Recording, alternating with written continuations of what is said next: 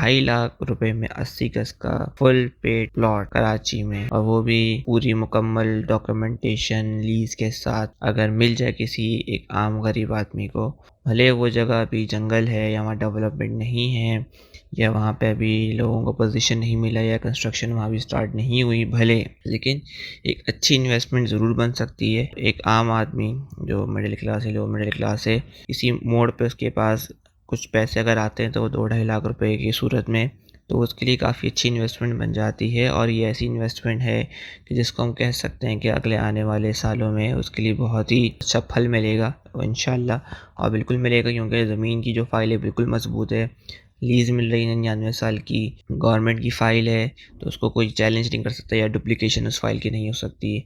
तो ये है कि जब भी वो जाएगा तो वो अपनी जगह पे आकर ज़मीन पे खड़ा हो सकता है। दूसरी बात ये है, अगर वो यही सोचता रहेगा कि भई अभी तो मैं जंगल में प्लॉट क्यों ले लूँ, हालाँकि वो शहर के अंदर ही अब तो चीज़ें आ गई हैं, अब तो ज़ाहिर-सी बात है, लेकिन ये है कि ज़ाहिर-सी बात है कि वो अभी वहाँ डेवलपमेंट नहीं है या वहाँ पे अभी लोगों की आबादी नहीं है और अब रोड्स भी नहीं बनी हुई हैं, झाड़ियाँ हैं, तो ख़्याल तो यही आता है कि अभी मैं वहाँ जाकर क्यों मैं इन्वेस्टमेंट करूँ। तो बात सारी यही है कि जब जंगल होता है तभी उसके रेट ऐसे होते हैं, जब जंगल नहीं रहता, जब वहाँ पे कंस्ट्रक्शन होती है, रोड बनती है, डेवलपमेंट होती है, सीवरेज की लाइन, पानी की लाइन के इलेक्ट्रिक लगता है, तो फिर वो रेट भी नहीं रहते। अगर अभी 80 गज 2.5 लाख में फुल पेड फाइल मिल रही है, अगर यही जगह अगर इसमें हम बिजली पानी गैस गवर्नमेंट दे दे और यहाँ पे लोग पोजीशन लेके घर बनाना शुरू हो जाएं, तो यही प्लॉट 25 लाख 20 लाख के दरमियान 80 गज का ये नज़र आना शुरू हो जाएगा।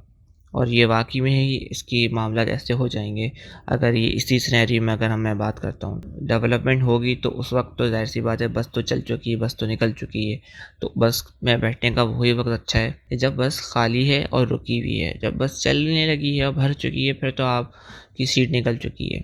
जैसे अभी सादी टाउन, सादी गार्डन पीर अहमद ज़मान में हो चुका है, बल्कि सच्चिल सरमस टाउन में तो मतलब सबके सामने ही वो जो प्रॉपर्टी को फॉलो करते हैं, तो उनके बिल्कुल सामने ये बात है कि डबल रेट हो गए। 20-22 लाख का प्लॉट अब 45-44 लाख रुपए के रेटों में चल रहा है सच्चिल सरमस टाउन। बिल्कुल अभी 6-7 महीने के अंदर ये सारी प्रोग्रेस हुई है, और ख़ासतौर पर अभी जो प्रॉपर्टी के रेट इस हवाले से बढ़ रहे हैं, और प्राइम मिनिस्टर की स्कीम भी है लोन की, और दूसरी बात यह है कि एमनेस्टी भी दी हुई है 2021 जून तक। तो देखें आगे तक कहाँ तक बढ़ती है, लेकिन उम्मीद यही कि आगे तक एमनेस्टी बढ़ जाएगी। तो मेरा पॉइंट यही है कि कभी मुश्किल आती है, अगर आप प्लॉट रख लेते हैं 5-8 साल, और कोई अल्लाह ना करे मुश्किल आती है, कोई जॉब के मसाइल आते हैं, जैसे अभी कोरोना की वजह से बहुत से लोगों की जॉब चली गई, तो कोई इस तरह के मसाइल आते हैं, तो आपके पास एक अपनी एक एसेट होगा, एक प्रॉपर्टी की वर्थ होगी कि आप उसको बेच के अपने कुछ मामला या मुश्किलात हल भी कर सकते हैं, या आप किराए के घर को छोड़ के अपना घर को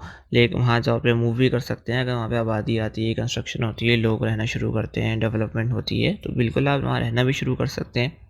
तो उस हवाले से कराची में बहुत ही मारूफ सोसाइटी है, सोसाइटी बल्कि नहीं बहुत मारूफ टाउन है, एमडीए का प्रोजेक्ट है तेसरा टाउन। अच्छा, स्कीम 45 है।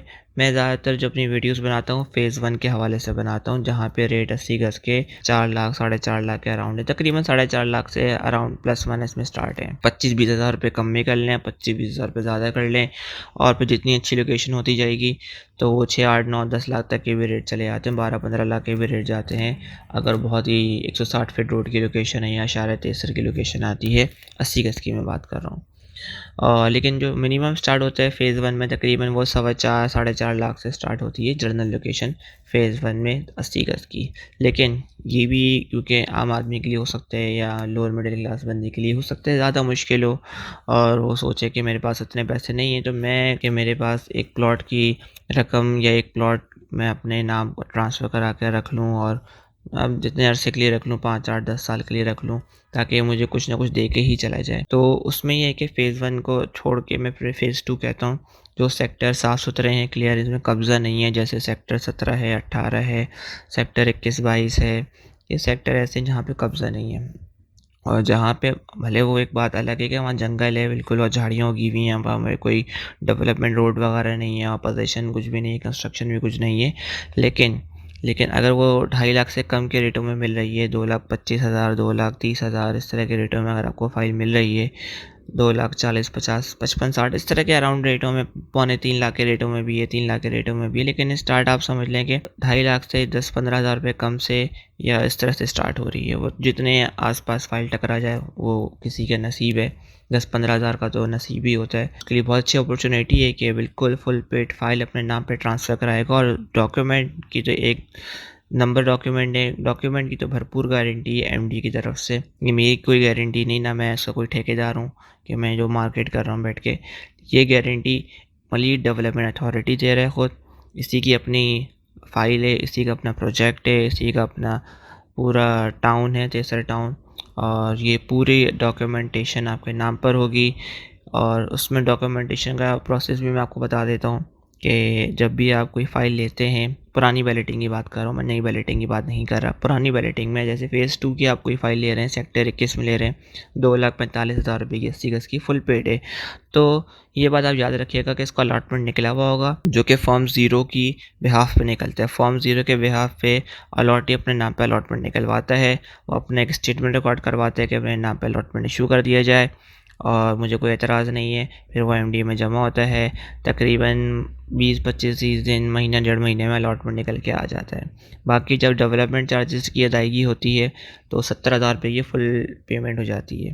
फुल पेमेंट के बाद अगर वो प्लॉट बेचता है तो वो जो फ़ाइल है वो ट्रांसफ़र होती है प्लॉट की।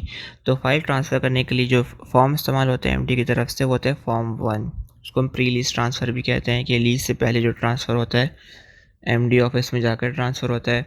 एमडी ऑफ़िस में स्टेटमेंट बाकायदा रिकॉर्ड होता है, वीडियो का भी और पिक्चर स्टेटमेंट भी रिकॉर्ड होता है। तो ये तो कह ही नहीं सकता कोई कि भाई जाली दस्तखत हो गए हैं या अंगूठे जाली लग गए हैं। तो ये तो बात ही वहीं ख़त्म हो जाती है कि पूरी बाकायदा वीडियो रिकॉर्ड होती है जब वो अंगूठे और दस्तखत कर रहा होता है, बाकायदा अपना बयान हल्फ़ी देता है कि मैंने प्लॉट बेच दिया है फ़लाँ फ़लाँ साहब को और मेरा इससे कोई ताल्लुक़ नहीं है और उसको ट्रांसफ़र करा दिया जाए।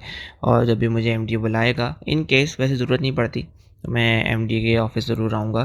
तेसर टाउन का ऑफ़िस है, यहाँ पे आपने देखा होगा नर्सरी में ब्लू रिबन बेकरी के ऊपर है, 6th फ्लोर पे। और वहाँ इस तरह से आकर वो आपकी फ़ाइल आपके नाम पर ट्रांसफ़र हो जाती है। और तकरीबन उसमें भी कोई महीना, 1.5 महीना, 2 महीने का टाइम पीरियड लगता है ट्रांसफ़र करवाने में। अगर मसला ये है कि आप डायरेक्ट जाएँगे तो एमडी वाले अनफॉर्चुनेटली मसले ये हैं कि वो लोगों को बहुत टहलाने का उनको बहुत शौक है। वो टहलाते रहेंगे, लोग 6-6 महीने बेचारे टहलते रहते हैं। अगर जो लोग ब्रोकर से करा लेते होंगे, क्योंकि सेटिंग वेटिंग होती है, अनफॉर्चुनेटली बात तो यही है, वो जो सच बात है। तो उनकी चीज़ें ज़्यादा जल्दी फ़ाइल प्रोसेस में हो जाती हैं और जल्दी काम हो जाते हैं, उनके महीने, 1.5 महीने में काम हो जाते हैं। खैर, तो ये है कि आपके नाम पूरी मज़बूत फ़ाइल ट्रांसफ़र हो जाएगी। इसको कोई फ़ाइल चैलेंज, कोई बंदा कैंसिल चैलेंज नहीं कर सकता, कोई फ़ाइल की डुप्लिकेशन नहीं कर सकता। आपका record, computerised record MD office में मौजूद होगा, बिल्कुल तस्वीर के साथ एमडी की मुहर स्टैम्प लगी हुई होगी। ट्रांसफ़र ऑर्डर आपके नाम पर निकलेगा, ठीक है। बस आपको पोज़ीशन नहीं लेना, ये मैं आपसे ज़रूर कहूँगा कि पोज़ीशन नहीं लेना, क्योंकि पोज़ीशन पे अगर आप चले गए तो फिर एमडी की रिस्पॉन्सिबिलिटी ख़त्म हो जाएगी इस प्लॉट की सिक्योरिटी के हवाले से। फिर ये सिक्योरिटी की ज़िम्मेदारी आपके ऊपर होगी कि आप इस प्लॉट की हिफाजत खुद करें। तो बराए मेहरबानी ट्रांसफ़र के बाद आप खुदारा पोज़ीशन नहीं लें जब तक कि वहाँ पे घर की कंस्ट्रक्शन शुरू नहीं हो जाती, या आपका इरादा नहीं बनता कि यार मैं जाकर खुद शिफ्ट हो जाऊँ। कि ज़ाहिर-सी बात है, इरादा जब आप करेंगे जब वहाँ पे डेवलपमेंट होगी, पानी होगा, इलेक्ट्रिसिटी होगी, लोगों के घर बन रहे होंगे, तो आप तभी फैसला करेंगे कि वहाँ जाकर शिफ्ट होने का। तो उससे पहले खुदारा पोज़ीशन नहीं लें फ़ेज़ 2 में जाके। फ़ेज़ 1 में तो समझ भी आता है पोज़ीशन लेना कि अगर आप जिन सेक्टर में कंस्ट्रक्शन हो रही है, 76, 79 से 80 सेक्टर है, वहाँ पे कंस्ट्रक्शन हो रही है, तो वहाँ पे समझ भी आ रहा है कि पोज़ीशन ले रहे हैं क्योंकि वहाँ पे घर बन रहे हैं। बाकी फ़ेज़ 2 में पोज़ीशन लेने की बराए मेहरबानी कोई ज़रूरत नहीं है। और वो अभी एमडी की ज़िम्मेदारी रहने दें। जब वहाँ पे एमडी खुद अपनी हिल-जुल दिखाएगा, काम करने की एफ़र्ट दिखाएगा, जहाँ पे घर बन रहे होंगे, जब जब रोड्स बन रही होंगी, जब डेवलपमेंट हो रहा होगा, ऑटोमेटिकली रेट भी तेज़ी से बढ़ रहे होंगे। 2.5 लाख की चीज़ ज़ाहिर-सी बात है 2.5 लाख की तो नहीं रहेगी उस वक़्त। ये मेरा तो पर्सनल एनालिसिस ये है कि जब एमडी ने ज़रा भी हिल-जुल दिखाई यहाँ पे रोड वगैरह और झाड़ियाँ-वाड़ियाँ काटने के बाद डेवलपमेंट की तरफ आ गया, ये 2.5 लाख के रेट नहीं रहने वाले। ये सीधे-सीधे 5, साढ़े 5, 6, 8, 10 लाख सीधे जाएँगे। इसमें कोई, क्योंकि फ़ेज़ 2 सुपर हाईवे से ज़्यादा करीब है फ़ेज़ 1 के मुकाबले में। ये सबसे बड़ी बात है। जहाँ सेक्टर 17-18 की बात कर रहा हूँ, ये आपके या सेक्टर 11 में ज़रा इंक्रोचमेंट है, सेक्टर 25 में इंक्रोचमेंट है, तो इसलिए मैं इनका नाम नहीं ले रहा। जो मैं साफ़-सुथरा सेक्टर है मैं उनकी बात कर रहा हूँ। तो ये ज़्यादा सुपर हाईवे से ज़्यादा क्लोज़ हैं और सब्ज़ी मंडी से ये ज़्यादा क्लोज़ हैं, तो इनकी वैल्यू तो ज़्यादा अभी जो रुकी हुई है वो इसलिए कि वहाँ डेवलपमेंट कुछ नहीं है, वहाँ पे बिल्कुल जंगल पड़ा हुआ है। जैसे ही कुछ भी हिल-जुल या लोगों का इंटरेस्ट और कंस्ट्रक्शन होती है तो वो धीरे-धीरे शूट करेंगे। अब ये लेकिन टाइम प्रोसेस है, टाइम टेकिंग प्रोसेस है, इससे 5-8 साल लग सकते हैं, लेकिन बिल्कुल सेफ सिक्योर अल्हम्दुलिल्लाह ये इन्वेस्टमेंट होगी जो भी ये करेंगे। और बाकायदा government of Sindh MLE development authority इदारे की अपनी ज़ाती प्रोजेक्ट है, तो ये नहीं है कि बिल्डर का एनओसी नहीं है, क्योंकि बहुत सारे लोग बेचारे इसी चक्कर में आ जाते हैं कि ऐसे-ऐसे प्रोजेक्ट हैं। अभी ये जो पीर ज़मान टाउन है, ये आज का प्रोजेक्ट नहीं है, ये 30 साल पुराना प्रोजेक्ट है। या ये पीर गुल हसन टाउन है, ये 30 साल पुराना प्रोजेक्ट है। सच्चे सरमस टाउन भी बहुत पुराना प्रोजेक्ट है। और भी इस तरह ये आपके जो गुलशन रूमी भी कितने बहुत-बहुत पुराने प्रोजेक्ट हैं, ये आज के प्रोजेक्ट नहीं हैं। तो गार्डन सिटी भी इवन ये काफ़ी पुराना प्रोजेक्ट है। अब ये चलना शुरू हुआ है, लोगों ने यहाँ पे घर बनाना शुरू किए हैं, जो 30-35 साल पुराने प्रोजेक्ट हैं। तो और फिर बहुत सारे प्रोजेक्ट ऐसे होते हैं कि जो उनके फिर अभी जैसे मली टाउन रेजिडेंसी है, उन्होंने फ़ेज़ 1 और फ़ेज़ 2 की एनओसी ले ली, तो फ़ेज़ 3 वगैरह एनओसी की बेच रहे हैं, फ़ेज़ 4 भी वगैरह एनओसी की बेच रहे हैं, फ़ेज़ 5 भी वगैरह एनओसी की बेच रहे हैं। मैं इस एक नाम इसलिए दे रहा हूँ कि मुझे इसका खुद ज़ाती तौर पे पता है, तो इसलिए वरना मुझे नाम लेने की ज़रूरत नहीं थी। लेकिन फ़ेज़ 1 फ़ेज़ 2 बिल्कुल एनओसी पे चल रहे हैं। लेकिन बाकी जो मली टाउन रेजिडेंसी के अलावा नॉर्थ टाउन में भी यही है, साइमर केयर प्रोजेक्ट्स में भी यही होता है कि एक फ़ेज़ में वो एनओसी ले लेते हैं, बाकी 2, 3, 4 में बगैर एनओसी की उसकी मार्केटिंग चल रही होती है। तो लोगों को इतने मामलात का पता नहीं होता कि एसबीसी के एनओसी का क्या मसाइल होते हैं, क्या मतलब होते हैं, एडवर्टाइज़मेंट वाली एनओसी कौन-सी होती है, डेवलपमेंट का टाइम पीरियड में जो एसबीसी का कहता है कि इस टाइम ड्यूरेशन में आपको डेवलपमेंट करके पोजीशन देना है, वो एनओसी क्या है। फिर हैंडिंग ओवर की एक जो प्रोजेक्ट कंप्लीशन के बाद जो एनओसी मिलती है वो क्या होती है। इदारों से, मुख्तलिफ इदारों से, एमडीए से, के इलेक्ट्रिक वगैरह की जो नो ऑब्जेक्शन सर्टिफिकेट होते हैं वो क्या होते हैं, तो उनकी टेक्निकलिटीज़ में लोगों को इतना आइडिया होता नहीं है। फिर बाद में कोई ज़मीनों में फड्डे निकल आते हैं कि भाई ये ज़मीन तो सर्वे वाली थी या मोरूसी वाली थी, सर्वे कैंसिल कर दिए एसबीसी ने या एमडी ने या केडी ने, सर्वे कैंसिल कर दिया। लोग इन चीज़ों में उनको आइडिया नहीं होता, लोग फंस जाते हैं, उनकी इन्वेस्टमेंट फंस जाती है। बहुत सारे ऐसे प्रोजेक्ट हैं जो कि उनको एनओसी मिला किसी वजह से या अप्रूवल भी हो गया था, लेकिन किसी वजह से वो अप्रूवल ही कैंसिल हो गया। तो जो फंसता है बेचारा आम आवाम या जो भी इन्वेस्टमेंट करने वाला फंसता है, या जिसको बेचारा ने प्रॉपर्टी वहाँ पे प्लॉट बुक करा लिए होते वो फंसता है आके। बिल्डर को तो कोई मसला नहीं है, बिल्डर तो बैठा हुआ है आराम से।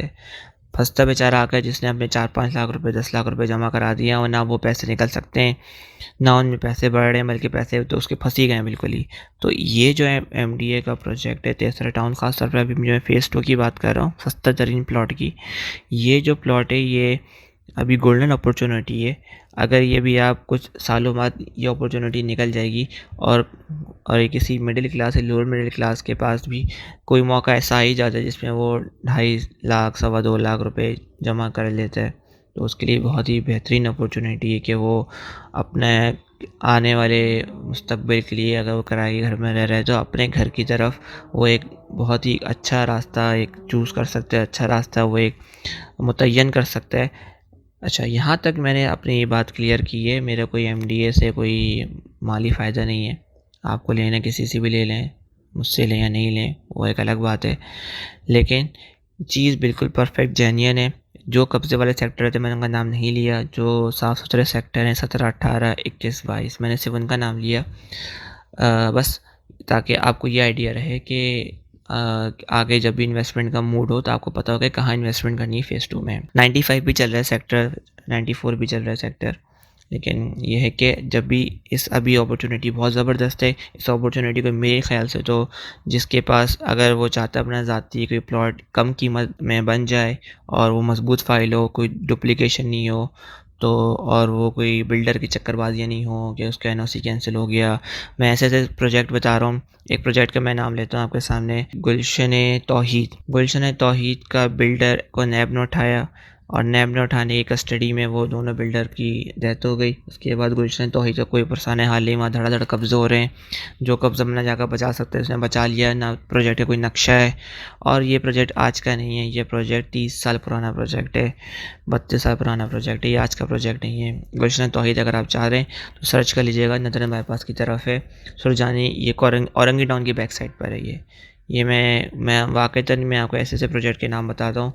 करीम हाउसिंग वालों का नाम ले लें, मुस्लिम सिटी आज का प्रोजेक्ट नहीं है, 30 साल पुराना प्रोजेक्ट है और अभी भी हाल देख लें, बिल्कुल बंजर प्रोजेक्ट पड़ा हुआ है। लोगों को पता ही नहीं चलता बेचारों को कि उनकी चीज़ों का क्या हाल होने वाला है। उस बिल्डर ने तो खैर उसके तो किस्से ही अलग हैं।